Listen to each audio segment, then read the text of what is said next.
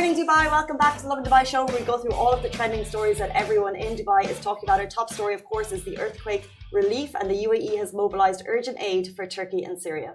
We'll also be talking about demand for plastic surgery surges in Dubai post-COVID-19. Sustainability goals. Dubai will only have eco-friendly taxis by 2027. And the content creation hustle with none other than Naomi D'Souza, the biggest name in Dubai for the longest. But yeah, we'll jump into our first story. So our top story today, earthquake relief. The UAE has mobilized urgent aid for Turkey and Syria. So it starts with President His Highness Sheikh Mohammed bin Zayed Al Nahyan. He has directed the establishment of a field hospital and the dispatch of a search and rescue team for people affected by the earthquake in both Turkey and Syria. His Highness also directed the dispatch of a search and rescue team for the provision of urgent relief supplies and emergency aid to those affected to help families in the hardest hit areas of Syria also. So the UAE reiterated its solidarity with Turkey and Syria over the victims and the massive earthquake that struck southern Turkey and caused 3,700 casualties. The UAE also expressed its sincere condolences to the two countries and their people, as well as to the families of the victims of the disaster, and its wishes for a speedy recovery to the injured. Now, freezing weather is adding to the urgent need for medical supplies for the thousands of people left injured or homeless. And separately, His Highness Sheikh Mohammed bin Rashid Al Maktoum, Vice President and Prime Minister of the UAE and ruler of Dubai, directed the dispatch of urgent humanitarian aid worth 50 million dirhams to Syria in order to provide relief to those affected by the most devastating earthquake that the country has witnessed in decades. So this aid will be delivered in the form of ration parcels through the Mohammed bin Rashid Al Maktoum global initiatives to the most affected groups in brotherly Syria, many of whose regions are affected. They were affected at dawn by the repercussions of the earthquake that claimed the lives of dozens, thousands of people across both countries, 3,700 lives claimed. As of now, I know a lot of people are asking questions about donations. So at the moment, we're kind of working on ways to get ways that UAE people can do fast donations. We know that AFAD, that's AFAD, which is the National Crisis Relief Disaster Emergency Fund in Syria, they are accepting. So if you have queries, you can check AFAD on Instagram, and we've just linked them on our own Instagram page if you want to check that out. And we are looking for ways that maybe UAE people, we can maybe potentially send parcels of clothes or food. Yeah. We're looking for that, and if we have a list of that, we'll get that up later in the day. But if you do have donation queries as of now, do check out AFAD, because they are directly in Turkey and they provide nationwide relief for people in Turkey. And right now, our thoughts and prayers are with Syria and Turkey and everyone, all of the victims there. But we'll move on to our next story. So demand for plastic surgeries is surging in Dubai post-COVID-19. Now, COVID-19 saw a spike in our dependency on gadgets, tech, and most of all, Zoom calls. And experts said that the rise of video conferencing platforms such as Zoom has had a negative effect on self-image, prompting many users to consider plastic surgery. And this was according to a report published by The National. So the statistics indicate that cosmetic procedures have risen sharply since the onset of COVID-19, up from 223,000 in 2020 to 583,000 in 2022. And as well as that, the number of men getting plastic surgery has also risen. Now men account for 1 in 4 of all those checking in for plastic surgery. And that is so interesting. I mean, how our dependency on technology has resulted in that. And it's just like people want to get their jawlines contoured. They want to, remove the double chin. They want to remove all those things. And the thing is that like on Zoom calls, right? Like you go in, like if you're working from home, you don't look your best. Like a percentage of the time you don't look your best. You're just like in comfortable clothes. You throw on a top or something. You don't like really put in the effort of like hair and makeup, right? I don't know. That's me.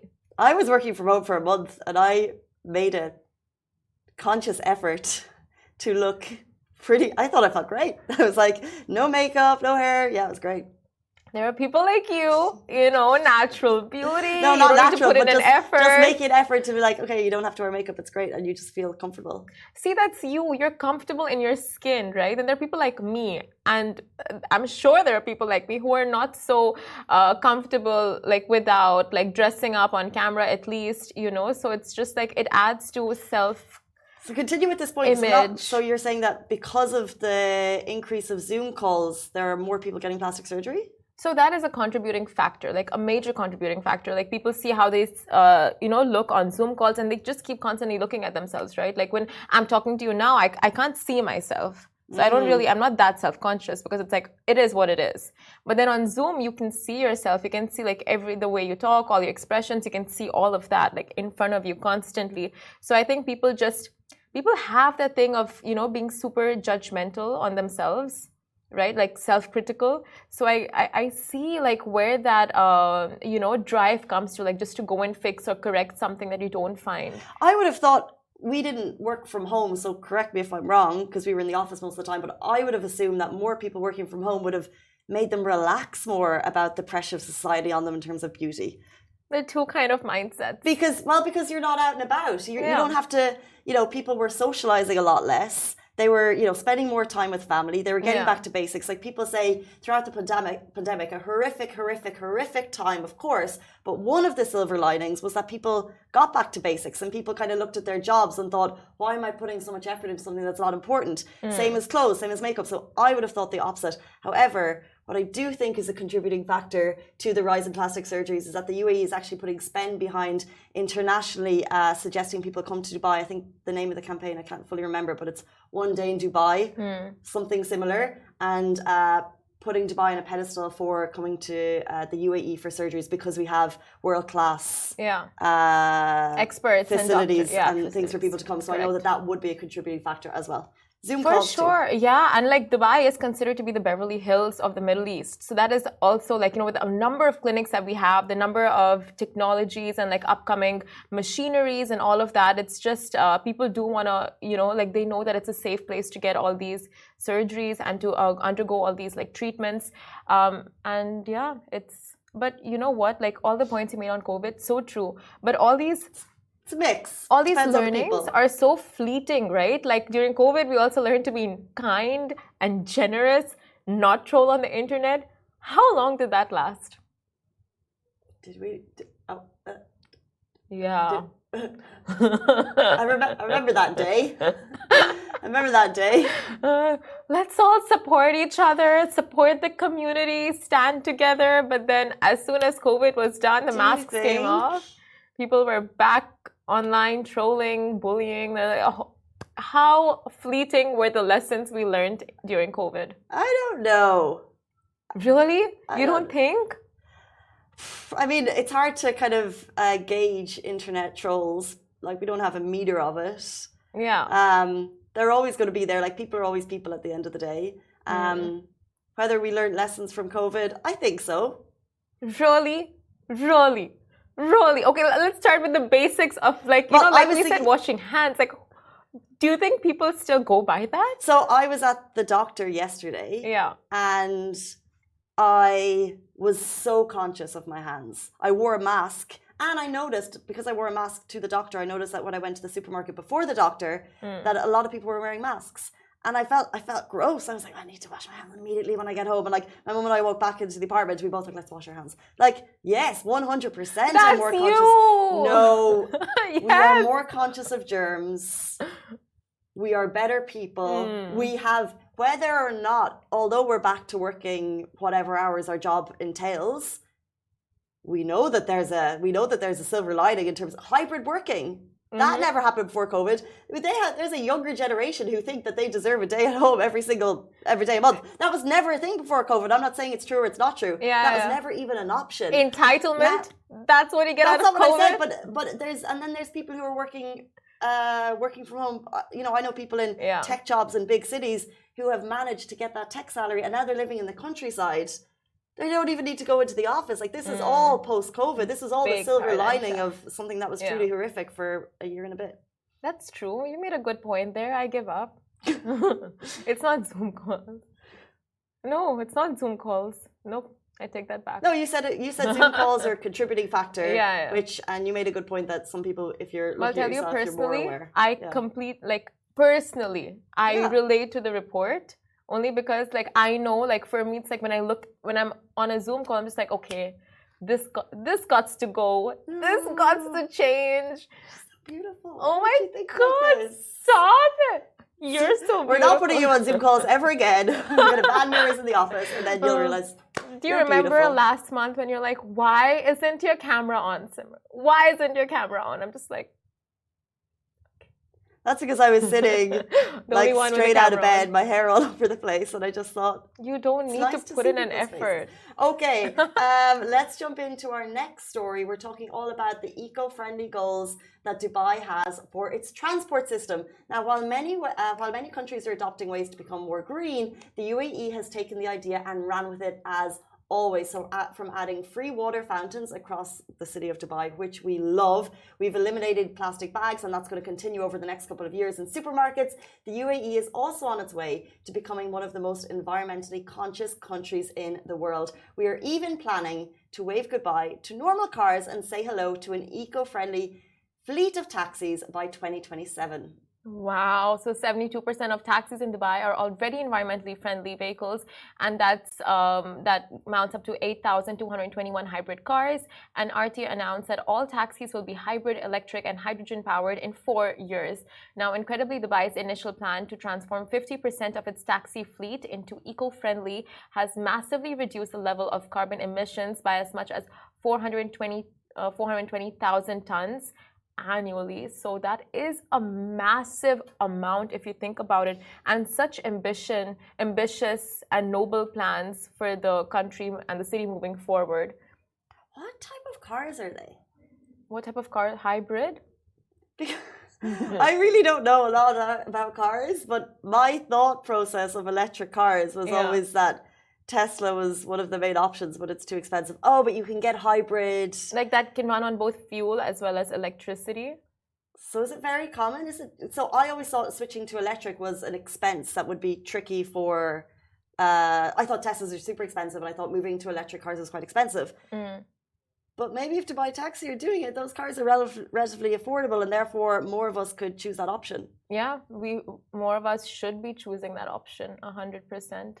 I just can't wait for them to start rolling out cars that run on water, because I feel like there are loads of inventors trying that out. Cars that run on water. Have you ever heard? I think a lot of people are trying it out and seeing what can be done there, but that's so interesting. Like different just ideas being put into motion. It's weird because I thought there was something like that at Expo in the futuristic autonomy, futuristic automobile stuff. But there's that SPA fuel. So Emirates ran their first ever SPA fueled flight, which is a sustainable fuel. And I think a lot of people in the airline industry are looking into this. So maybe not water just yet. Although if you're able to, invent these, teeny tiny earplugs for ears, make some fuel. What can't think of? Anyway. Yeah. But until then, there is fuel that is eco-friendly that I think will be becoming more commonplace. But I don't know if it's man-made or if they find it in the ground. Yeah, but I mean, coming back to taxis, it's just so interesting. Firstly, they're making it sustainable. Secondly, we know we're going to have self-driving cars soon. So it's every time you just think of ways to get innovative, right? You start off by thinking, back in the days when you're riding your cycle, wish we had a car. We get a car, riding your cycle is so cute. But back in the day, they're riding the cycle. Wish we had 2 wheels to 4 wheels. Yeah, exactly. And then from 4 wheels to air conditioning in the car, from air conditioning to radio in the car, from radio to it just keeps leveling up. Screen, and then a screen for when you're reversing. Oh my God. We didn't have that in my day, kids. It's phenomenal. This is your day. Yeah, but you do have it. I'm a new driver and there's this screen in my car and I just think it's peak elite driving.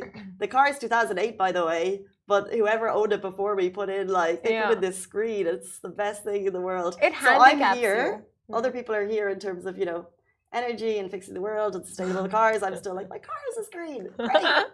Does it have motion detectors for when the cars are too close? And you have blind spot mirrors? I have side mirrors. You don't have blind spot checks. Casey. Is that why I have a dent in my car? You have a dent in your car? A small one. That's for another day. So amazing efforts in Dubai's move towards sustainable taxis on the roads, which we love. Okay, guys, stay tuned. We're going to be getting the behind the scenes of the content creation hustle with the lady herself. Naomi D'Souza is going to be with us right after this break. To the Lovin Dubai show, she puts the create in content creation. Today we are joined by Naomi D'Souza, a TEDx speaker, a reality show contestant, to spill the tea on the hustle that goes on behind the scenes for content creators. Welcome to the show. Thank you for having me. We're excited to have you. Firstly, you have amazing energy. Thank you. With life always trying to bring us down. How do you stay so positive? Life always brings us down. I don't know. I think I'm born with it. You're born with Oh it. yeah. I mean, I think there are people who have a lot of energy and there are people who don't. So it doesn't matter even if life throws stuff at your way. You kind of just like pull through and be like, no, I can do this. So yeah. Conquer with a smile. Yeah, exactly. Speaking of doing this, let's give people a rundown of who you are, what you do, a brief summary of how you came to this chair. That's cute. My name is Naomi D'Souza. I am a content creator. Jacob. I meant to say Naomi D'Souza Jacob. I'm sorry. You know what? We got married, but like my name is legally not changed in the passport. Look at that ring. Not yet. That's not a ring? Of course it's a ring. It's gorgeous. It's glowing. I know, I still started, I'm not used to it. But anyway, I'm Naomi D'Souza Jacob. By background, I am a mechanical engineer. I did engineering for like 5 years, only to toss it, which was heartbreaking. I got into tech after that, joined IBM, then Publicis Group. After which, while I was actually studying mechanical engineering, I started content creation. So I would post desserts, cakes, in a similar fashion how you'd probably share vacation pictures online. Little did I know that blogging was a thing. I didn't know you could get paid in return for eating a few things and posting it on the gram. Reels didn't even exist back then. Carousels didn't exist. None of that existed. I was posting the stuff and then my friends were tagging their friends were tagging their friends. And, you know, by word of mouth, people came to know there's this crazy lady in town who loves eating desserts all the time. And I think that's how it picked up. And then I got recognized by, I think, the Milan Tourism Board. And I got invited for a foodie trip over there. And I think that's when hospitality kicked in and slowly things started kicking in. But then I realized I don't want to be known just for food because I've studied a lot. I'm in the tech industry and I started posting more of that. And I think everything else just started coming in. I got invited by TEDx and did a few talks and now I have my own company. Oh, interesting. Yeah. So what gives you, do you feel like your background has given you that edge in terms of content creating and, you know, not just sticking to like food and lifestyle? Yeah, I think with consultancy, it gives you exposure to so many other fields like industrial, healthcare, telco, the airline industry, and so much more. So I feel all the creativity, speaking with clients, dealing with difficult clients as well, it exposes you to so many things, obstacles, ups and downs. And then with the media industry, I was anyway in there. So by the time 5 years completed, my experience doubled because I was in the media and I was doing tech at the same time. So, you know, I think in combination of both of those and all the experience I garnered with both and with the photography, videography, everything on the other side, I think starting my own company, that kind of gave me leverage. We want to get to like the realities and the highs and lows and the pitfalls of content creation in a little bit, but just to understand what you do a little bit more. So you're posting about cakes and desserts, and you became known for this. What was like, I'm assuming this happened before you jumped into your own company, so while you were still working full time, what was like your first post that really went crazy that you were like, oh, I'm actually making a bit of an impact here, you're getting responses on it? Dessert. Just dessert. Yeah, dessert. I think it was a super oozy cake, a Nutella cake, I think. And I mean, I don't remember exactly which post that was because it was about 7 years ago. And I think that's when it kicked off. And then I got my paid gig. Like someone asked me, how much do you charge? And I was like, what? I'm supposed to charge for this? I had no idea. And I quoted something like 100 dirhams or something. It's like, okay, cool. Like that should suffice. I'm fine with getting paid 100 to, you know, eat so and so and post about it. And then I think that's how it kicked off. I wonder if she still charges 100 for a post. That's loud. No. So I've been following you since I was a little kid. Huh? No, I'm kidding. No, I thought you'd get offended. No, why? Why would I get offended? No, not since I was a little kid. Like, Okay. not at all. Like, teenager, of course. Like, you've been in the I game mean, for a now very Gen long time. Zs are like on Instagram, like at such a young age. They put their like Yeah. over 18, but they're not. I think so. you were one of the very first bloggers in Yeah. Dubai, and you've been in the game for a very long time, but you have also changed with time. So, how important would you say is like evolving and changing to stay relevant? The thing is, even if you don't want to change, social media forces you to. With all the trends coming up, with all the new platforms coming up. I mean, TikTok wasn't there before, and now it is. So I feel you're kind of forced to change. So initially, it was all static posts. So you would get a DSLR, you would invest in one, but now it's like even phones are improving with time. So it's kind of like as time changes, you're forced to change even if you don't want to. So there are so many people that go like, no, it's just me, I'm not going to change, you know, but then you just kind of get stuck in the same place.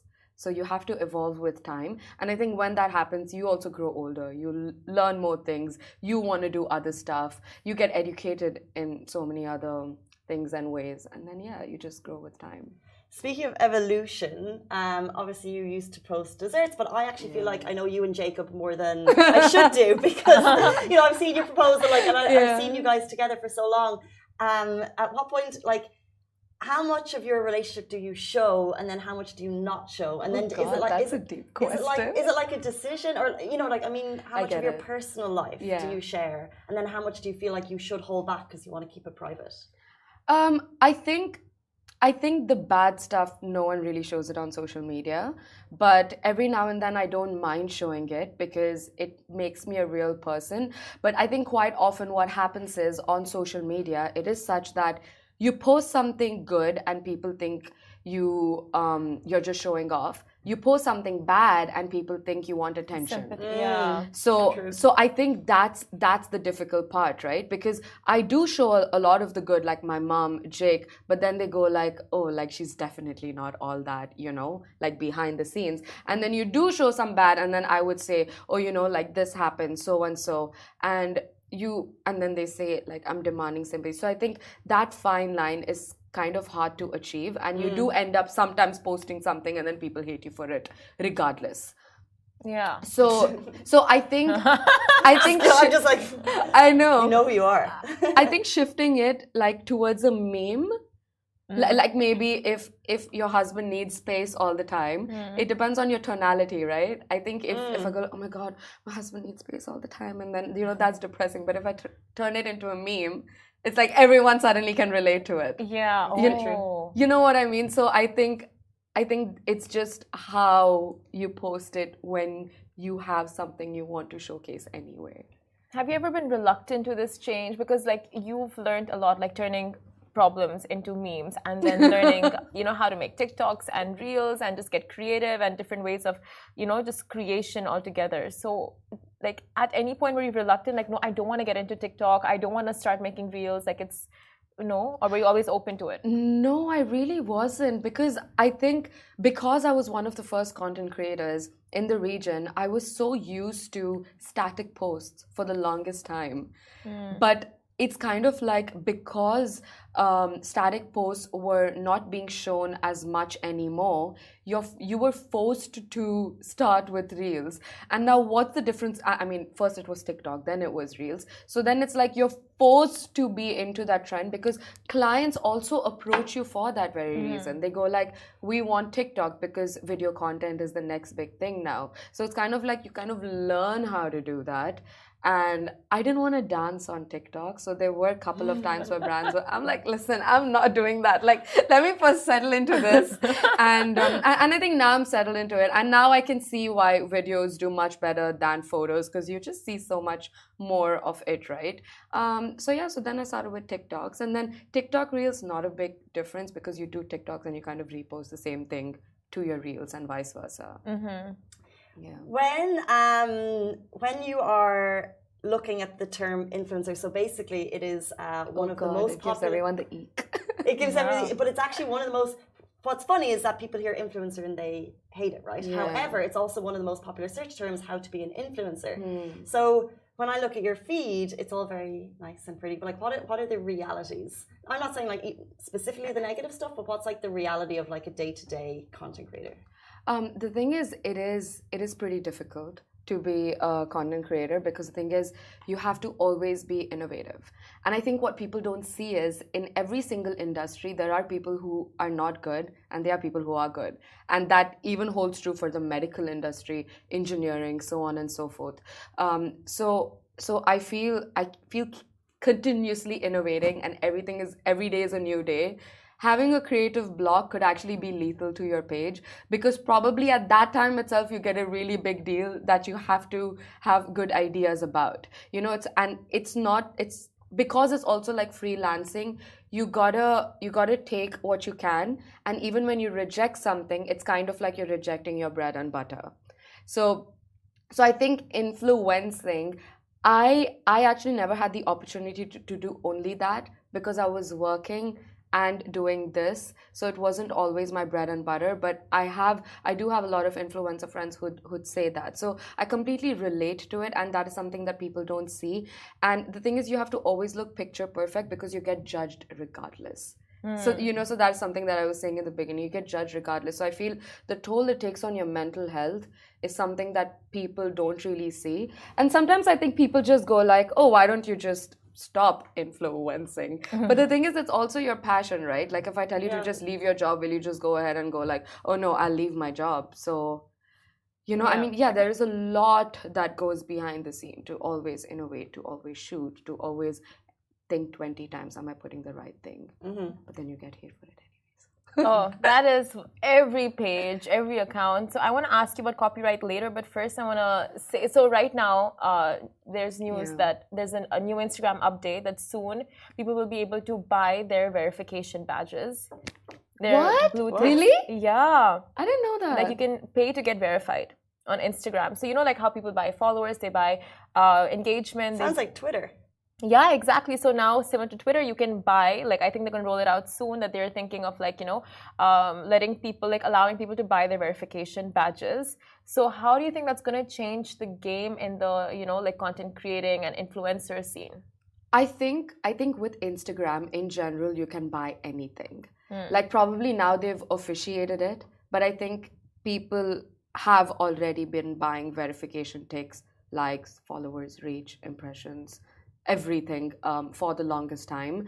But I feel it will change the landscape because you don't really have acknowledgement and justification to who is authentic and kind of, it's kind of like everyone getting an award. You know what I mean? Yeah. It's like they lose that essence of them getting it authentically. Yeah. So I think it's not that great, obviously. Yeah. No, it's not great at all. Oh, for sure, yeah. Simran was jumping into a post about thought about copyright there. So, for example, you post something on your Instagram. I know this happened before, and you were quite known for it. That, like, God, basically, it was so bad. give people the context of the story of you posted something, it got reposted everywhere, and then you were like, "Hang on, I actually own that. Yeah, let's have that discussion." I think quite often people don't give credit where it's due, everywhere, and I think. During COVID, I had the straight up Burj Khalifa view and I posted it not knowing it would reach anywhere other than just my page. And people started screenshotting it. They started posting it everywhere. Publications started lifting it up and posting it. And I think I was discussing this with you offline where you said that you saw it from someone else's page and you guys posted it and you credited them. So I think quite often that happens as well. And I think my biggest regret is not watermarking it before posting it. But the thing is, you don't know what will go viral, right? So you don't sit and put your name everywhere. That's a bit pretentious. But I mean, nothing happened. Like I did approach who I could to give credit, but some people surprisingly got offended when I asked them to provide credit.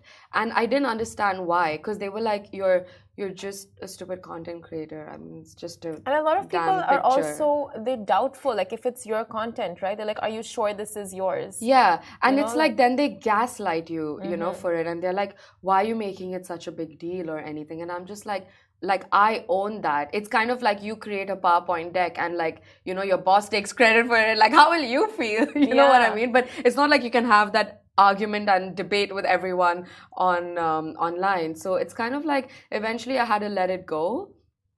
Some did end up giving credit, but a lot of the big brands did not But I'm sure it's not a one-off situation, right? Like that is one of the ones that got you talking, and like on social media, you were just like, a lot of your videos were being forwarded at the time, like your stories. Yeah. That's when I saw you, because someone forwarded this to me, and it's just like how you guys really struggle to claim, what belongs to you, recognition for your work, and like the copyright, and like ideas get stolen, pictures, videos get stolen, people claim that it's theirs. So how do you deal with all of that? I think that happened even with one of the things that I was posting, where I posted something and it was my idea, but someone copied it, and their fan base said I copied it. That was a very tricky situation to be in, because you can't really do anything about it, because the defamation laws are very strict over here. So it's not like you can just post something online. And quite often what happens is, which is unfair, but it's kind of what you got to live with. So, like some people, if they post about me publicly and humiliate me, nothing would happen to them. But if I were to do that, I would get sued or threatened. So it's unfortunately, you can't really do anything about it. You got to just live with it. But I think what helps is your audience or your fan base knows that you did it first, and you kind of know you did it first, and then at the end of the day everyone just says, oh, imitation is the best form of flattery. And I was like, oh god, no, it isn't. So I think that's where it hurts the most, where you do something, someone else copies you, and then everyone thinks. But it's interesting because it's from copy to but potentially, obviously you want your stuff to go viral at the same time. And like we're actually going to talk about in our game, it's actually the stuff that's gone viral and whether you think they're hot or not, but it's quite connected. You know what I must say, I do like how you liken content creation to regular work, and you compare it to like, if I make a picture, it's like if someone else makes a PowerPoint, would you copy your boss's work? Because it's the same thing essentially, but people don't see that it's the same thing. Yeah, because I think it's the media and it's the people who've negated the word influencer. I don't think you should look at it like that. Probably you could just look at it as content creator. And the thing is, what people should realize is that I started off when that term didn't exist. So we as influencers didn't create that term in the first place. It was the media, the press who created that term. And people don't get that. So even if they are bad influencers, like I want to tell people that there are bad people like everywhere in every single industry. So stop hating on, just this one. The entire industry. Yeah, just stop hating everyone in there. And then thanks to, I think, pages like Influencers of the Wild, people have a love-hate and they kind of love to hate in some cases. However, you are a very positive force of influence on the city. We love your page, we truly do. And do you have a dream for the next 5 years? Like, what's next? You've done reality, you've done TEDx. What's in the future? I want to build my company. So I wanna focus my efforts on building that, so I can build people with me, and we all grow together, versus just focusing on myself. So before we jump in the game round, I want to test your expertise. So you've been in the game, like I said, for so long. You're so well versed with how everything works in terms of just like blowing up and getting viral. So if a company, like if I am to start, like let's say a cake business. How does it work from getting to the thought to actually executing, becoming one of the most followed and engaged with bakeries, like home bakeries in Dubai? That's actually quite a tough question because I think the Dubai market is saturated with so many businesses in all industries. I think what you do is, obviously first you conceptualize the idea, and I think it's a catch-22 situation. You obviously don't want to do something gimmicky such that your product is not good at the end of the day, but at the same time you got to do something gimmicky in order to garner that engagement and the follower count. So I think keeping the taste and the product in mind, that is something you definitely got to ace, because when someone buys a product, you don't want to say, oh, it just looks good. So I think that's the first thing. And the second thing is, try to, probably every 4 posts or every 3 posts, try to create content that would possibly get you viral, where like probably there's Nutella oozing over everywhere, or you see the beautiful layers, or you see a very bespoke kind of cake with those minute details with the right finesse. Wow. so I'm sold. So I think having a mix of all of that, and then obviously advertising, your ad strategy and influencers, I think a mix of all of that should definitely get you to a place where you deserve. But the first step would be like to build your own social page and then to like get into advertising. Yeah, because I've noticed quite often brands go like, oh, I know my product. Oh, it's amazing anyway. I don't want followers. I just want ROI. I just want conversions. I just want business. And I'm like, it doesn't work that way. I was like if you see a marketing funnel, it always starts with doing SEO marketing. And then after a lot of stages, then it becomes a conversion. You can't just reach over here immediately. Like people are supposed to first see your brand. There's supposed to be multiple prompts on their page. Multiple people are supposed to be trying it. And then eventually it becomes a conversion. So then if you get 2,000 followers, then you got to ensure you got to try converting those 2,000, not try converting like this whole population, millions of population into, you know, something. I think people get that strategy wrong quite often. Right, she knows the game. Simran's here taking notes for her new business that she's planning. All right, we're going to play a game called Hot or Not, things that have gone viral with Naomi D'Souza. You're going to tell us if you think they are hot or not. So these are previous viral internet trends. Okay. We want your thoughts if they're not hot. So I'm supposed to say that if it's not a biggie or not?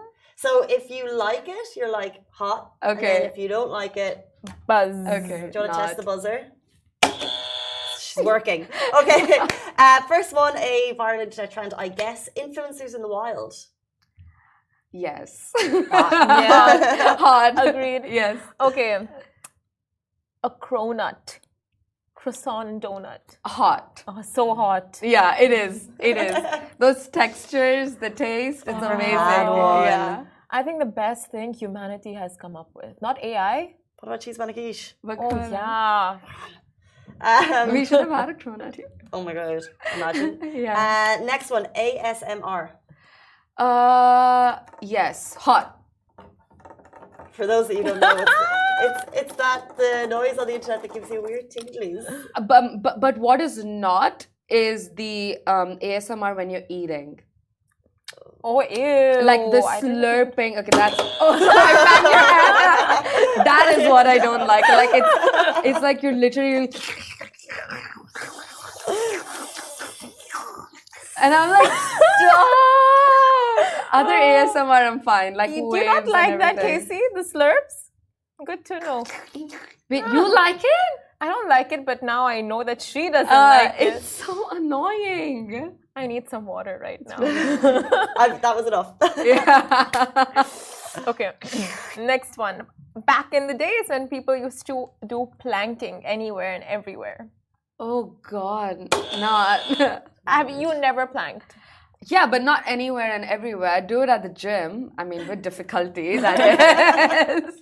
But no, not anywhere and everywhere. Like, I hate it when people show up. Oh, I can plank. It was that trend when someone would just say something that everyone just had to drop down. Yeah, like, what am I supposed to do if you can plank? I am so guilty of this. Okay, the Kylie Jenner lip challenge. This was when people were using beauty blenders to plump up their lips and posting it. No. Why? Look like Donald Duck. That's true. Like you just Donald Duck. like you can't even talk. Like it actually, like I can see those red spots because it's so inflamed. It's a bit ridiculous, honestly. It like, got so dangerous. People were sucking on cups. It actually got dangerous. Like people were admitted in the hospital because of that, because it causes bleeding, it causes clots and whatnot. I mean, you don't want to do that. I think it depends how far you take it. Like it does look good, aesthetics for some people, but it depends how far you take 100%. it. Okay, this was a trend, Casey. What? Pimple popping? Self-explanatory. People say it's satisfying to watch, so it's a trend online. Yes. Oh wow, you really explained it. Listen, that's a bit disgusting. But it's oddly satisfying. No, that's a bit. You like it? Yes. To do it to myself? Yes. Yeah. Yes. Actually, yeah. Correction. I like it when I see mine pop, like my zit come out, but I don't like seeing others because that's a bit disgusting. It's those oddly satisfying videos, and it's like you watch someone. Oddly satisfying? You watch someone just like stroke their arm. She clearly does because she's. Isn't that satisfying? Just watch someone just stroke their arm. I mean, I don't know if I'm satisfied or there's another word for it, but you tell me. As in, you like it if someone else strokes your arm? No, I mean, there's things online. Okay, weird. We're on later, guys. Later. No, I mean, there's things like, oh, I like you. Of course, you love when somebody rose your hair. It's the best thing ever, don't you? A head massage. But we're going off topic. I like how we're getting to know everything that Casey likes. What I mean is the other side is I didn't know this side of her. You watch until today. like something just go, like those oddly satisfying videos. That is so disgusting. You like seeing pimples pop. Listen, Casey, sorry. Like someone else's. I mean, but it's okay. I never said I did. No, she does. She does. Literally. Back to Yomi. The final one for you, mukbang. No. Why? It's a bit gross. Again, it depends how much food is probably on your table, but it's just a bit weird. Like watching people talk and eat. Gluttonous. The viral food trend when people just like have loads of food in front of them. Yeah, like there's it's like all over. I think if it's just like probably 3-4, it's fine. Like I've done it as well. But I think if you're doing all of that just for a video, it's a bit like, no, why? And then they just take stuff and it's like leaking from their face. I think it's how you do it. Like it's not tasteful from the videos that I have seen. It's like the chicken lollipop and then the spaghetti's falling from here. The buffalo sauce is falling from here, and then it's all over their shirt. And I'm just like, that's a bit nasty. I think in massive summary, don't be doing it for the gram. Just do it because it makes sense. That was Hot or Not, things that have gone viral with Naomi D'Souza, and also that is all we have time for. Thank Jacob! No, D'Souza, Jacob! Thank you so much for your time this morning. We really appreciate you coming in and getting the tea on everything that you've done. Congratulations and thank you so much for having me. Thank you, Naomi D'Souza, Jacob. What time? That is all we have time for. Goodbye from all of us on the Lovin Dubai show. We're back tomorrow morning, same time, same place. Give me the buzzer. This show is brought to you by the Augustus Media Podcast Network. Thank you for listening, and I hope you enjoyed it.